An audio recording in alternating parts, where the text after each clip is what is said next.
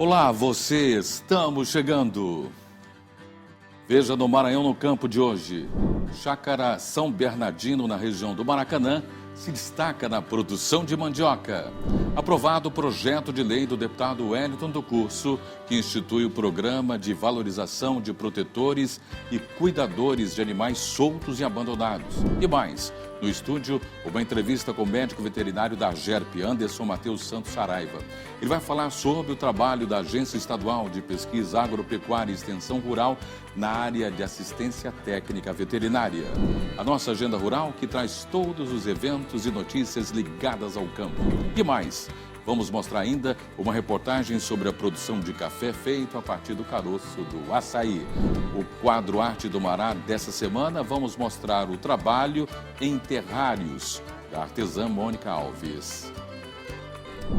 Eu sou Mário Porto e o Maranhão no Campo está no ar para todo o Brasil e todo o mundo.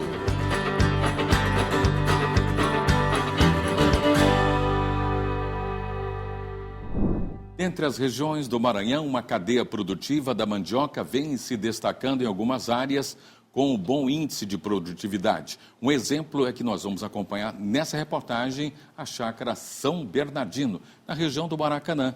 A mandioca é uma fonte de renda e subsistência para a população e é fundamental para a economia local e a segurança alimentar.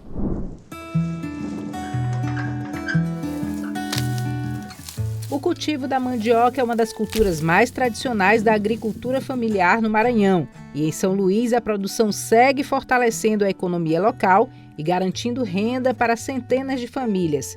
Aqui na chácara São Bernardinho, na região do Maracanã, agricultores trabalham para manter viva essa prática que passa de geração para geração. A mandioca é uma das bases de sustentação do alimento, né?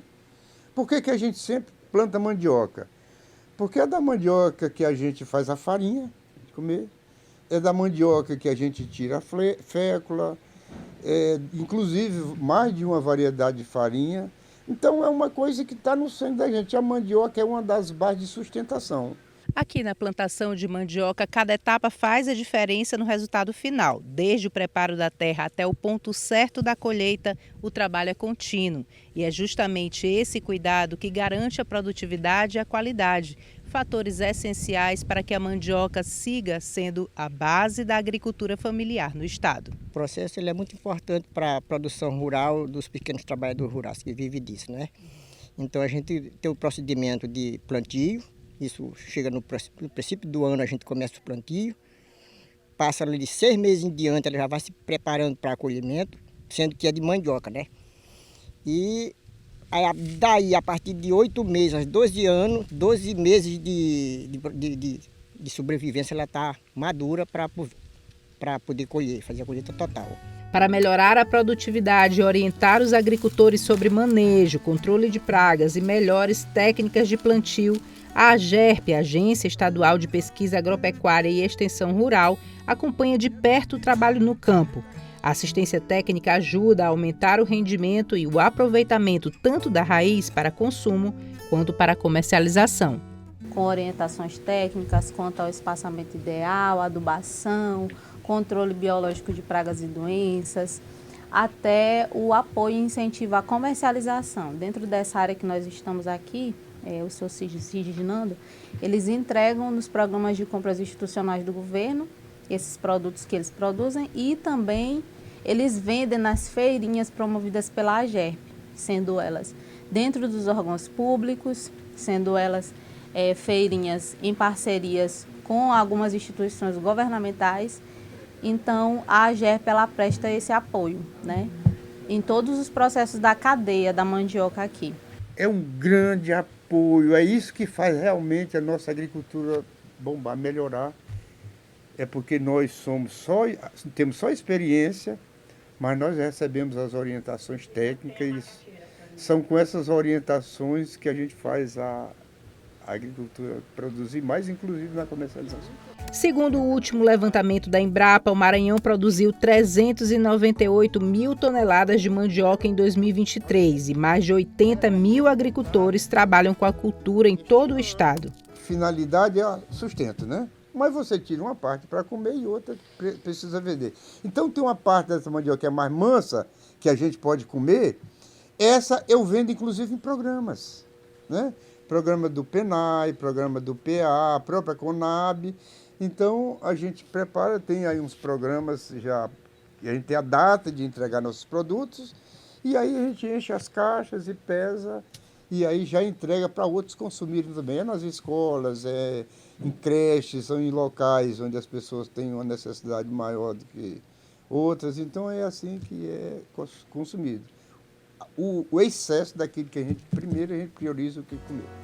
Entre desafios, tradição e muito trabalho, os agricultores seguem fortalecendo uma cadeia produtiva essencial para a agricultura familiar. Da terra para a mesa, a mandioca continua sendo símbolo de sustento, cultura e desenvolvimento rural no Maranhão.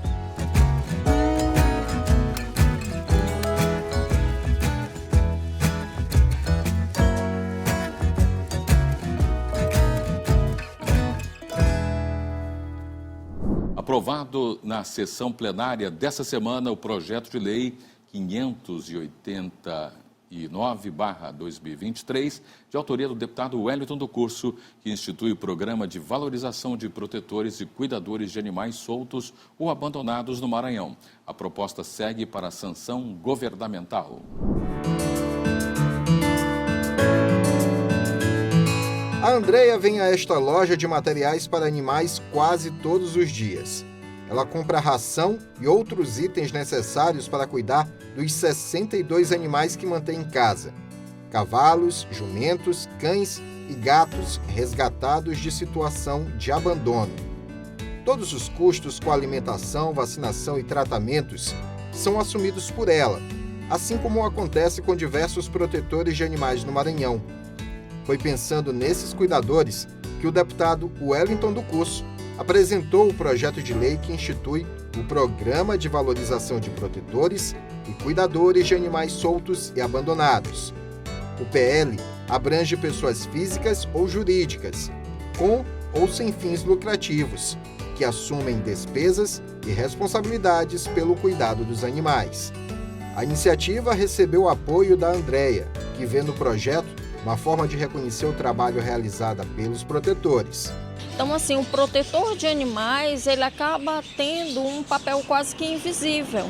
Então, esse voluntariado, que é um trabalho hercúleo feito por nós, precisa ter uma valorização maior. E passa por toda a questão do suporte, não somente o suporte financeiro, mas muitas vezes o suporte também emocional. Então, o protetor de animais, ele se depara muito com situações de maus tratos. Então, isso mexe com ele emocionalmente e também fisicamente, porque aquele animal, após o resgate, a gente vai ter que ter todo aquele cuidado com ele e que gera, sim, um trabalho braçal.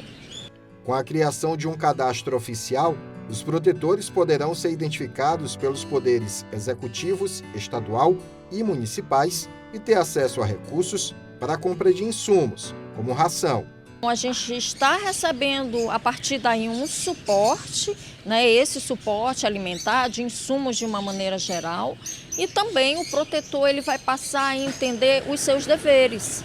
Então o protetor ele também precisa entender a forma correta de cuidar dos animais, porque não adianta você tirar de uma situação de vulnerabilidade da rua, por exemplo, ou uma situação de maus tratos e levar para um lugar em que aquele animal ele vai ter o mesmo suporte que tinha, né? Então tem que ter também o protetor essa noção de dever.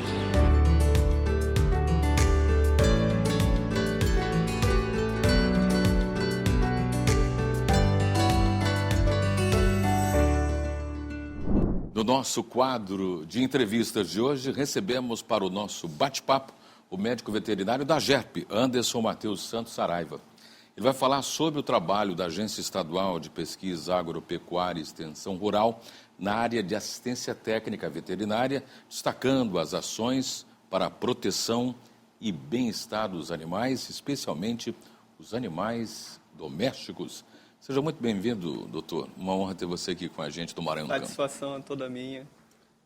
Doutor Mário é uma grande importância podermos estar debatendo sobre um assunto de vital importância quanto à assistência técnica e extensão rural, com vistas à prevenção de maus tratos, combate aos maus tratos e também a promoção de bem-estar animal.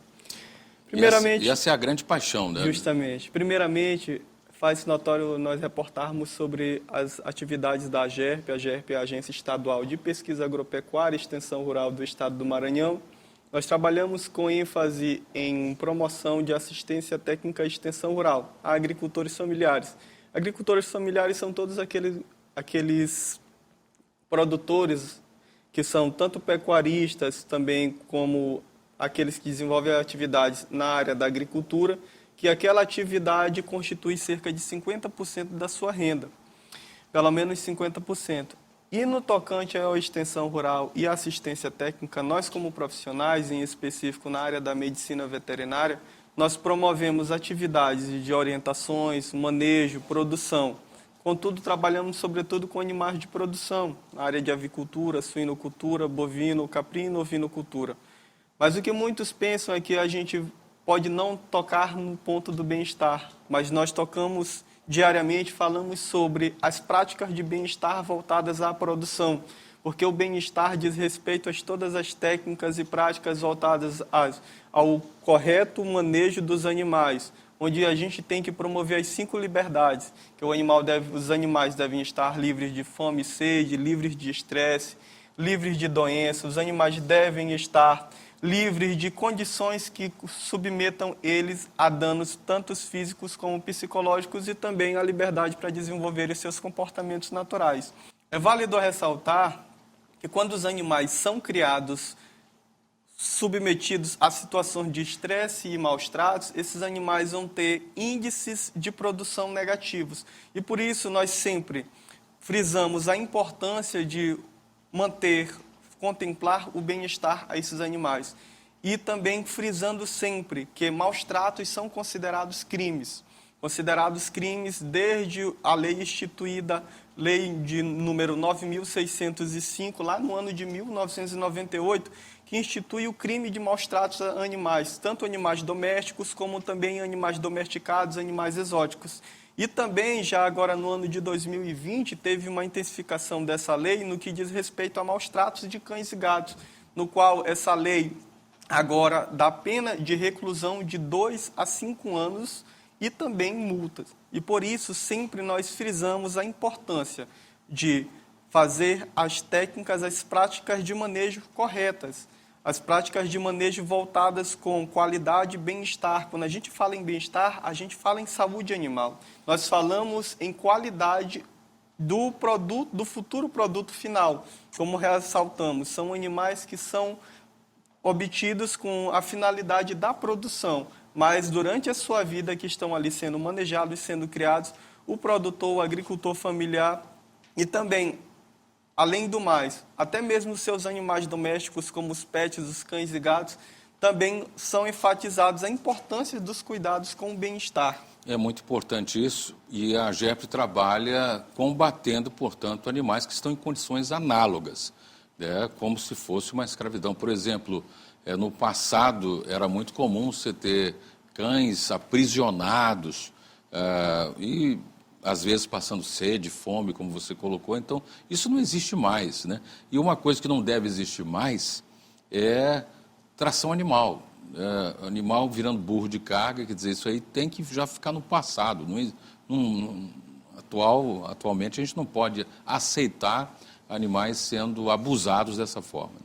Com toda certeza, é muito importante o seu destaque, porque nós da AGERP, tanto nós profissionais da AGERP, como todo o sistema de agricultura familiar e todos os profissionais da área, em especial nós médicos veterinários e também os colegas zootecnistas que também trabalham na área de produção animal, trabalhamos com enfoque no combate e prevenção aos maus tratos. No que o senhor referiu relacionado a animais de tração, combatemos diariamente, conversamos, procuramos evidenciar os benefícios do bom manejo ao animal, evidenciar as formas corretas, porque o animal, embora muitos possam pensar que eles não têm nenhuma sensibilidade, pelo contrário, eles são seres sencientes, são seres que eles sofrem influências do ambiente, eles sofrem influências externas, eles sofrem influências comportamentais também, eles sofrem influências do manejo principalmente. Então, quando submetidos a situações que são comprometidas às suas funções vitais, funções de comportamento, esses animais, eles serão afetados negativamente. E por isso é nosso papel, é nosso dever sempre poder explanar, poder espalhar, é nossa missão poder espalhar essas informações que são tão valiosas, porque infelizmente o que ainda temos muito é a ignorância, a falta de conhecimento no que diz respeito às práticas de bem-estar, aos cometimentos das diversas áreas do maus-tratos, porque os maus-tratos, embora muitos possam pensar, os maus-tratos é só quando alguém comete algum crime, alguém atropela, alguém espanca, não. Os maus-tratos também contemplam animais aprisionados, animais em condições estão com a prisão, estão ali sem alimentação, sem a limpeza adequada, a higiene adequada. Tudo isso perpassa pela questão dos maus-tratos. Então, são pontos que nós sempre buscamos evidenciar, combatemos, falamos diretamente com o agricultor familiar, com o nosso público em especial e todos quantos estão podendo nos assistir sobre a importância de combatermos. Então, nós hoje temos diversos canais que também podemos fazer essas denúncias. Hoje nós contamos com os canais através da Polícia Militar. Hoje, a principal delegacia que nos ampara em relação à questão dessas denúncias, nós temos a Delegacia de Meio Ambiente, Promotoria de Meio Ambiente, o próprio Disque Denúncia. Quando se trata em animais exóticos, animais silvestres, nós temos o aliado, o próprio IBAMA e a Polícia Federal. Então, o telespectador que está nos assistindo, saiba que é nossa função, é dever de todos combatermos diariamente os maus-tratos, é nossa função poder beneficiar, dar o bem-estar aos nossos animais, aos nossos pets. E hoje em dia nós temos uma parcela muito importante no que diz respeito à disseminação dessas informações, como médicos veterinários que trabalham com a saúde única. Com a saúde no sistema SUS, nós trabalhamos também sobre o termo de saúde única, que contempla meio ambiente, contempla o meio ambiente, a parte animal e também a parte humana. A AGERP sempre faz palestras para gerar essa conscientização entre os produtores, entre os jovens. Com certeza. Constantemente são realizadas capacitações no que diz respeito à nossa área de atuação, ao manejo e desenvolvimento das técnicas e práticas, como eu disse, principalmente voltadas aos animais de cultura, animais de produção, dando enfoque ao combate, às práticas de maus-tratos, evidenciando os benefícios de promover o bem-estar animal. Porque já está comprovado que se um animal, agora a gente entra na bovinocultura de corte, na caprinocultura, ovinocultura de corte, esses animais para ir para o abate, eles não podem estar estressados, né? Precisam estar desfrutando de boa saúde, de bem-estar, para então entrar no processo de um abate que poderíamos chamar um abate com respeito, né, àquele animal. Justamente. No que o senhor se refere, as características do bem-estar, como já ressaltaram anteriormente, elas asseguram situações de conforto, situações onde o animal esteja livre para despertar os seus comportamentos naturais. E no tocante a animais de produção próximos ao abate, num momento próximo ao abate, estes animais, é comprovado cientificamente que quando esses animais são submetidos a situações de estresse, situações de maus-tratos, esses animais vão ter respostas fisiológicas negativas que vão interferir no produto final. Então, esses animais próximos ao período de abate ali, eles devem ser o quê? Confinados, colocados em situações onde venha diminuir essas condições de estresse. Porque, com certeza, embora estejam em situações que são submetidos ao estresse, nós devemos sempre propiciar situações que venham diminuir sofrimento, estresse, dor, para que esses animais eles consigam, em sua plenitude, nós tenhamos o respeito à vida, até o fim da sua jornada, que é quando serão submetidos ao abate e assim servirão ali para o consumo humano. Para a gente finalizar, alguma recomendação especial do período anual e tem o período de vacinação, o calendário?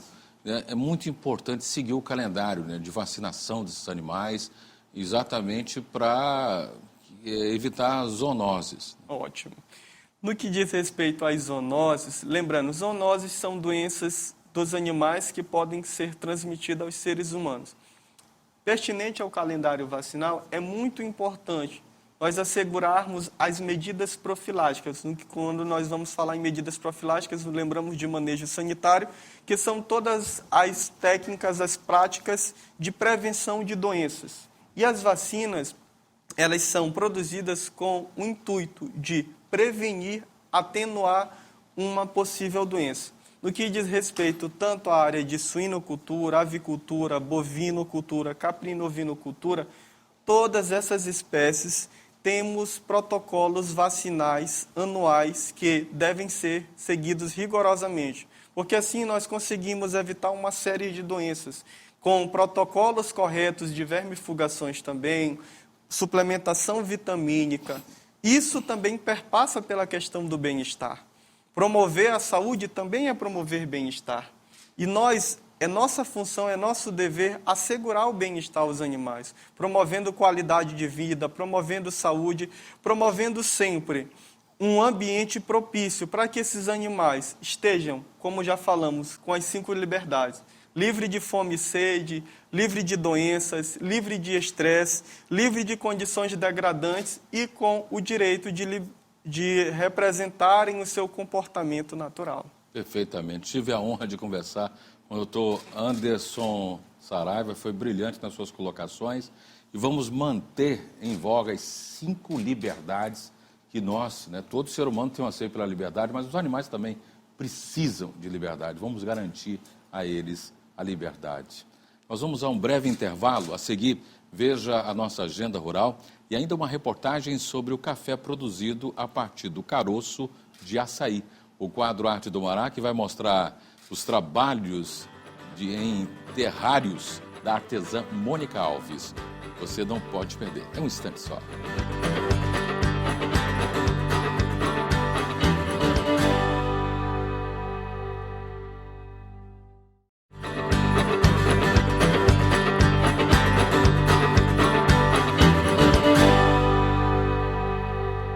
E agora os principais eventos e assuntos do campo da nossa agenda rural com a repórter Stephanie Souza.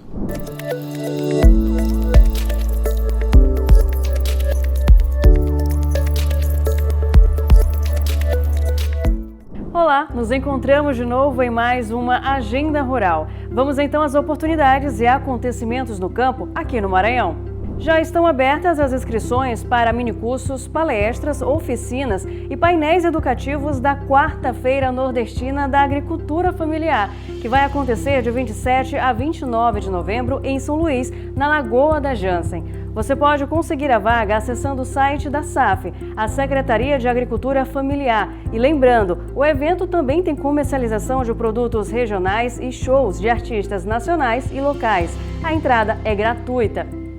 Outra oportunidade é participar do curso técnico em zootecnia. O curso é gratuito, reconhecido pelo MEC e está sendo ofertado pelo Senaretec, o Serviço Nacional de Aprendizagem Rural. As vagas são disponíveis para os polos em Bacabal, Balsas, Pastos Bons, São Francisco do Brejão e Vargem Grande. As inscrições estão abertas. Para mais informações, acesse o site do Senar.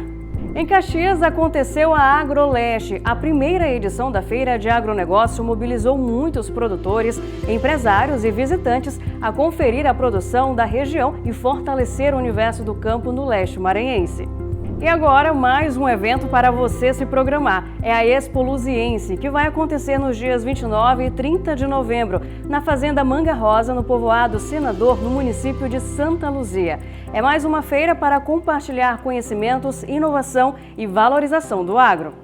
Essa foi a agenda de hoje. Até a próxima com mais notícias do campo.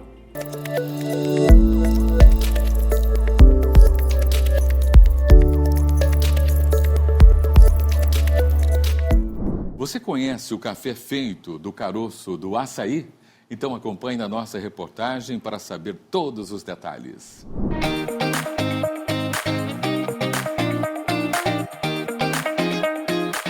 Ao ver assim moído ou servido em uma xícara, você pode até pensar que se trata do tradicional café.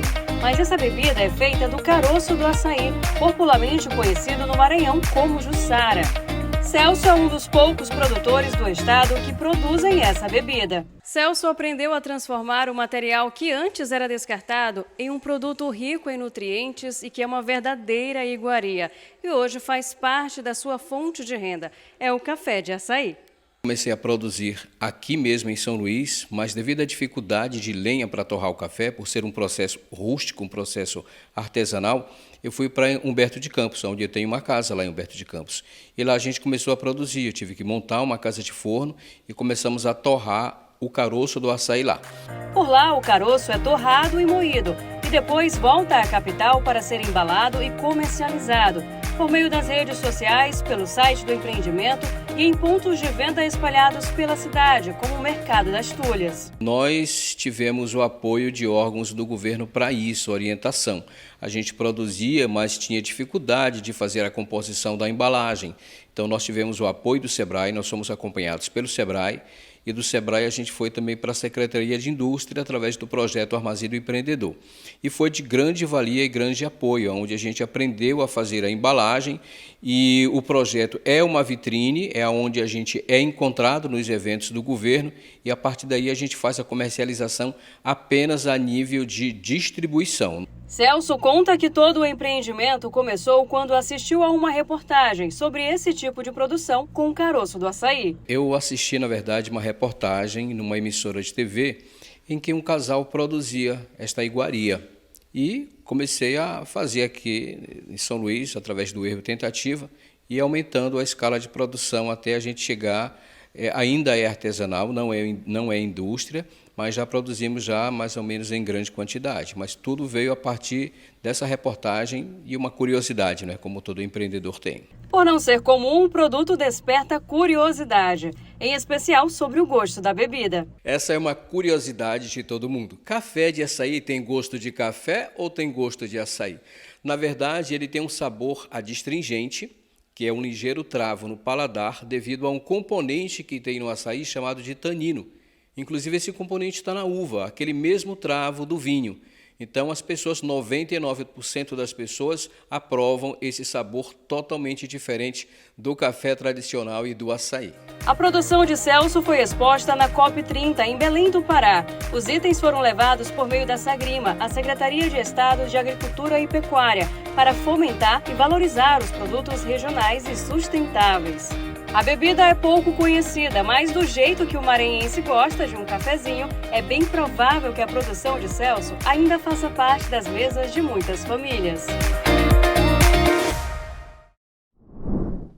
Você vai conhecer agora os lindos trabalhos da artesã Mônica Alves. Ela produz lindos terrários que encantam a todos. São peças minuciosas, cheias de arte. Acompanhe a reportagem de Stephanie Souza, Luiz Wolff, com a produção de Ada Chagas.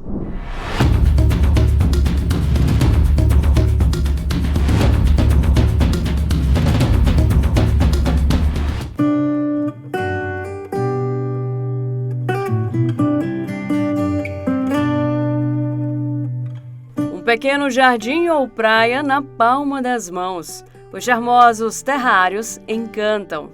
Esses foram produzidos pela artesã Mônica Alves. Habilidosa e criativa, ela produz mundos em miniatura. Um simples recipiente de vidro vai aos poucos se transformando em uma obra de arte. Camada por camada de areia e terra, pedras e cascalhos, plantas de várias espécies e alguns objetos para decorar. Mônica cria um ecossistema vivo e autônomo. O terrário é uma questão mais de observação e você deixar no local adequado, né? Todo dia ele faz a fotossíntese, a troca gasosa, os gases condensam e voltam em forma de água. Então todo dia ele vai fazer o ciclo da água. molhadinho, né? E você vai observar, né? O cliente vai observar. Quando ele parar de fazer o ciclo da água, que chega a vez de regar. Ele precisa estar num local claro, não pegando luz direta, mas um local bem claro. Pode ser dentro de casa, desde que tenha claridade solar. Mônica é de Rondônia, se apaixonou por um maranhense e pelo Maranhão. Assim, não voltou mais para a terra natal. Há 6 anos, desenvolveu a habilidade e vem comercializando a sua arte. Eu precisava presentear uma amiga, né? E eu falei, gente, o que eu vou dar para ela? Né? Uma pessoa muito querida, chamada Simone. E aí eu fiz um terrário para ela. E, para minha surpresa, eu não tinha feito nenhum aqui. Foi o primeiro que eu fiz para ela. E ela se encantou, se apaixonou. E aquela sensação que eu tinha quando eu fazia terrários voltou.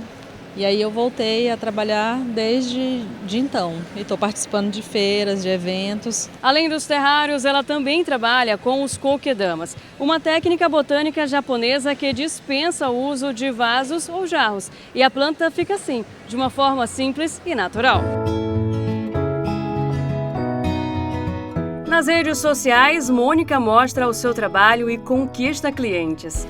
Pela tela já é bonito, mas ver as peças pessoalmente é outra história. São muitos detalhes para observar. Raimunda, com os olhos atentos e encantados, para e vê de pertinho o trabalho detalhado da artesã. Porque é muito maravilhoso, é só ali tu coloca ele lá, aí acho que é de 15 dias que vai lá, bota um pouquinho de água e não tem aquele trabalho da planta normal que tem que estar dando mais atenção. Esse daí tu botou lá já é menos trabalho. E eu admiro demais, é um trabalho de milhões. Os terrários e os kokedamas são uma ótima opção para, além de cultivar uma planta, decorar o ambiente. E por ser de baixa manutenção, é perfeito para quem tem a vida agitada e quase não fica em casa. Você só rega uma vez por semana. Todas elas você só vai molhar a cada 7 dias. Então, para quem trabalha, para quem mora em apartamento, né? Porque a gente pode colocar ela tanto no suporte quanto ela aérea, pendurada, né? Então é uma técnica muito boa, principalmente para quem tem apartamento, e muito bonita. No mini jardim ou no kokedama é possível notar o trabalho cuidadoso que é feito pela artesã, que não se vê mais fazendo outra coisa senão essas belas obras de arte com a natureza. Traz uma sensação, se você viaja para dentro daquele mundinho, né? E é muito, muito gostoso. E não me vejo de forma nenhuma fazendo outra coisa.